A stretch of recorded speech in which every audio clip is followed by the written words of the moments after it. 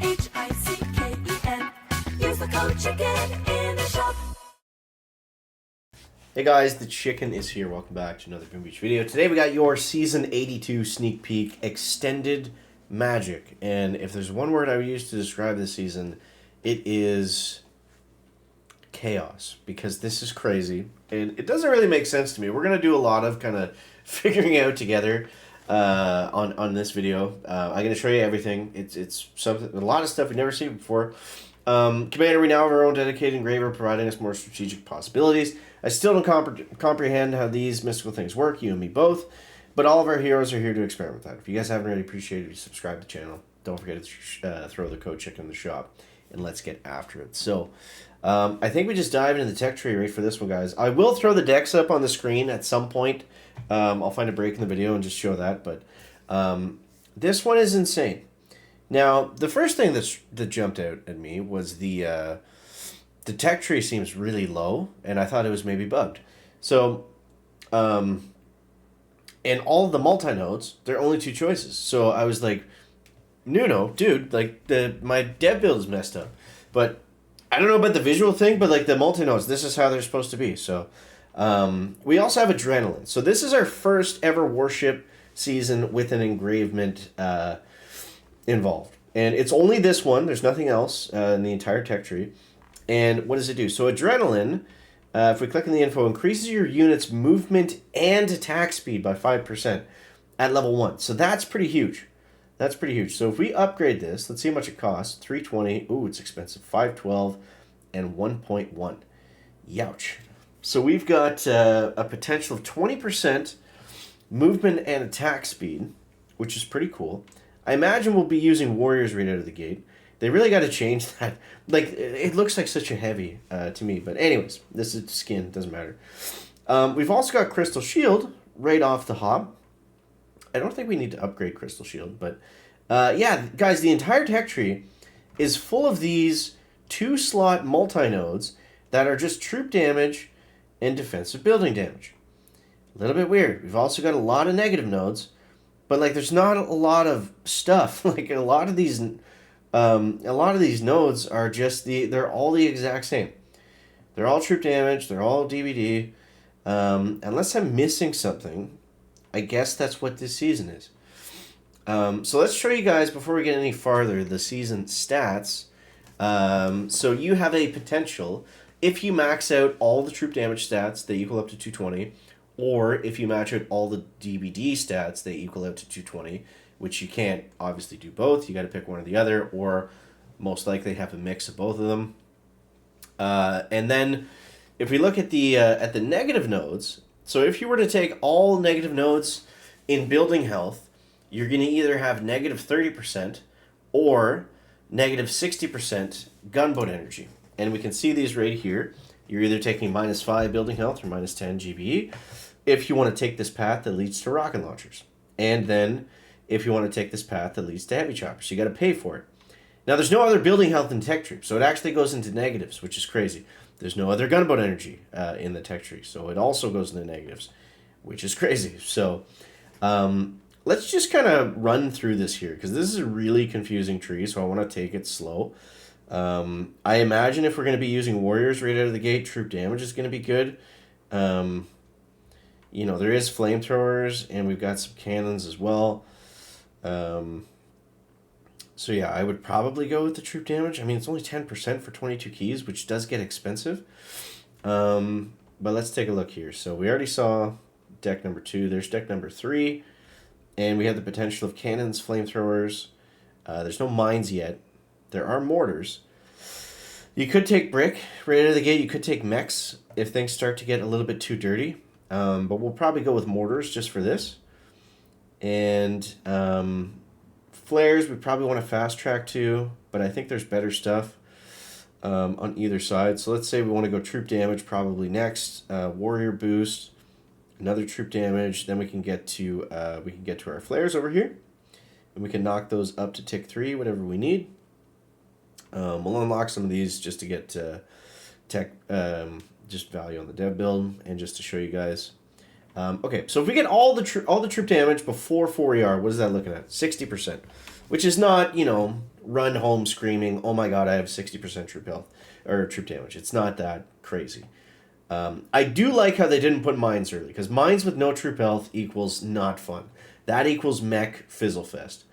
All right, so here's the deck layout for number 4. Deck layout for number 4. Engine room, the 4ER layout. Okay, so let's keep moving forward here. So then we got a choice of a brick boost. These are boosts. We could get Kavan, which we might as well. We can also get Rifleman. Now, it does... Oh, these are only 1 key. Oh, okay, that's interesting.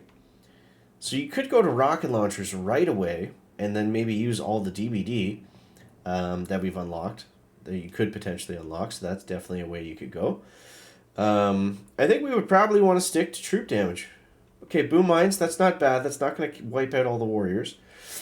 I really like the heavy chopper route, but I don't know if we need it. I don't know if we need it, because look, like there's flamethrowers, there's mortars. Like, I think heavy choppers are just going to be slower than warriors, especially we got Crystal Shield and all this TD to use. We got smokes right up here, so we can smoke and pass stuff. Machine guns, which are going to be great to stop the warriors. Like, I don't think you want to go straight to heavy choppers if you're just simply going to be at a disadvantage if everybody's running warriors and you don't have any way to stop them. Anyways, let's keep moving forward here. Let's take a look at the 5th engine layout. That's looking pretty dicey, especially for warriors. That's a lot of snake trails. There's no islands or permanent gaps yet that would scream, "Hey, get heavy choppers so you can fly over." We can get the Kavan boost over here. Heavies for the heavy choppers after 5ER. Very interesting. I think most of these are probably going to end up being troop damage, I'm guessing. We got our first prototype. Sky Shield might be really good right there if people are still using warriors and flaring. We got shock mines, which are really going to start to force people to use something else. We don't really have a DPS unit at all in this tech tree. We only have warriors, riflemen, and heavies. Cryoneers, which nobody will use. And grenadiers and mechs. So, I mean, there's options. There's definitely ways to get through it, but I think it's going to be kind of like an opening attack meta like last season, where it's a little bit slow. Like, you can get through bases, which is good. There's a lot of different options. Maybe something will emerge from that, but definitely a weird opening for sure. This whole tech tree is like one of the weirdest. It's got to be the weirdest ever. We've also got boom cannons, and then you guessed it, more troop damage, building damage nodes. And, whoops. Let's take a look at, was this 6? 6 and then 7? Okay, let's take a look at 6ER. Okay. Ooh, so we get 2 ramps here. These are really tricky decks. Like, there's going to be some really interesting deck layouts that come from this. So, that's number 6. They should put a button on the tech tree where you just go to where you're at to unlock the next thing. Anyways, doesn't matter.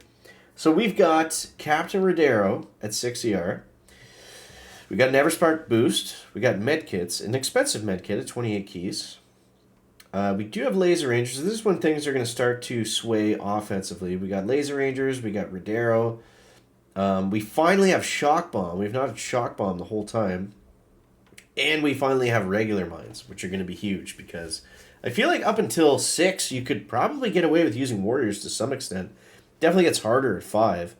And with a lot of these layouts, definitely gets trickier, but might still be a thing. Also rocket choppas at 6ER, but they're very, very late. So I feel like they moved that so far up because it kind of prevents you really from rushing towards anything. But we'll see how that plays out. We got shock launchers here. We got a lot of really good stuff after 6. A lot of really strong stuff. We also got bombers, which I don't know if we'll necessarily need. Like, bombers are really good on like heavy defense building health seasons. This season is most people, if you want, especially if you want heavy choppers or rocket launchers. Well, if you want either of those two things, you're gonna have negative building health, which is crazy. So yeah, I would not imagine it's gonna be a bomber meta, and of course the one season we have to unlock them. So anyways, here is 7ER. The boost keeps screwing me up because I think it's the hero being unlocked for the first time, but it's not. It's the boost. So here's 7. 7 looks like a much worse deck than 6, and I say that because the ramps are much bigger, and it looks faster to kind of run through. So they better put some really good stuff at 70R to make that worthwhile, and I think that they do. So we got a Rodero boost, we got Bullet being unlocked. We have no Seekers this season, which is great. We got Critters finally in the queue. We got a lot more troop damage. Shield gens, maybe Shock Blaster would be good here. We do have Remote Hack and Cryo Bombs. So 2 of the strongest prototypes. One of them you have to upgrade, the other you do not. We'll just show you what it costs here.